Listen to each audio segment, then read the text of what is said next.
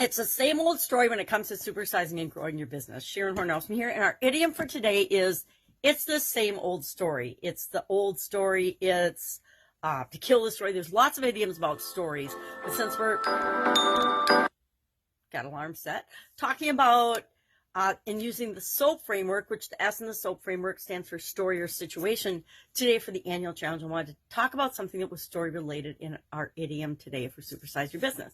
Now, this idiom has been around for a long time. I didn't exactly find the date of when and where it came from, but it basically is used to indicate that something has happened before, or that something always happens in our life, our business, our situation, that we're facing a situation that we've faced before, and it's just the same old. It kind of implies that there's nothing we can do about it, and that it's just the way it is, which are like things I hate to hear in business. When I was in corporate America, when I'm operating my own businesses, when I'm working with people that have their own businesses, it's just the way it is. It's the way we've always done it. I was married to a man that was that's just the way I am. And it triggers me, right? That thinking that I'm this way and I can't choose to be, or I don't have the ability to change and be anything else, drives me a little bit batty.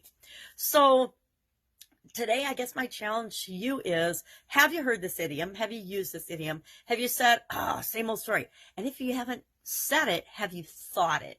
Because I know, I like to think I don't say it's the same old story or hey, I've seen this before, but I usually have seen it before. A lot of the time in my own behavior, in my own thought patterns, because the truth is we get what we expect and we only see what we'll allow ourselves to see. We'll only experience what we're ready and willing and able to let ourselves experience. And this applies to supersizing and growing our business, building our business, as well as pretty much every area and aspect of our life. So we want to ask ourselves and notice in our behavior, are we seeing the same, and in our business especially, are we seeing the same type of problems or challenges come up over and over and over again? If we are, guess what? There's a solution to that.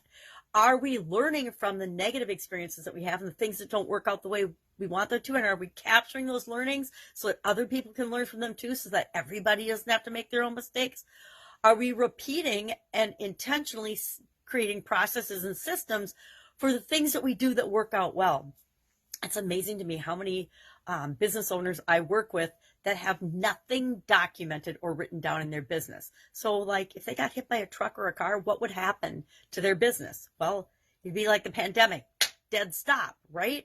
People would be scrambling and struggling to try to figure things out because there wasn't something that they could refer to in order to know what to do, or to at least have a foundation to springboard off of in order to know what to do. Because we're going to come up with things in our business that we haven't anticipated or come up with a process or a procedure or a rule for, right? So we want to make sure that we are documenting processes and procedures and things that work, as well as capturing the stuff we do wrong, so that 5 years from now, when we forget that we tried that thing or tried that product line or tried that, and maybe the timing just wasn't right and we do need to try it again, or we need to learn why it wasn't a viable option and what didn't work out. And if there's ways to overcome those things, great, we'll try it again. We'll do it again and see if the timing's right, or if we've got all the pieces of the puzzle together and we're putting together them right for this implementation. Or we'll choose not to do that thing again because we've captured the learnings along the way, and we know what works for us and what doesn't work for us, what serves our customers, what doesn't serve our customers, etc.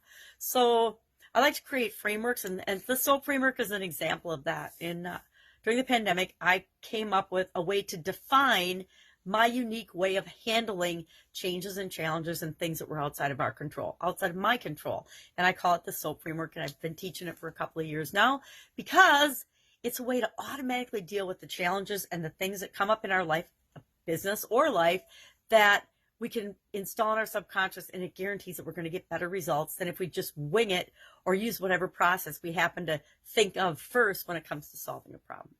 All right, love to know your experience with this thing. Is it the same old thing? I struggle with people that say nothing new is ever being created and that all knowledge and all wisdom and all everything already exists. But sometimes I wonder if it isn't true and that we're just all recycling the things that work for us because we come up with our own system that works. All right, have an awesome day. I'll, of course, be with you tomorrow.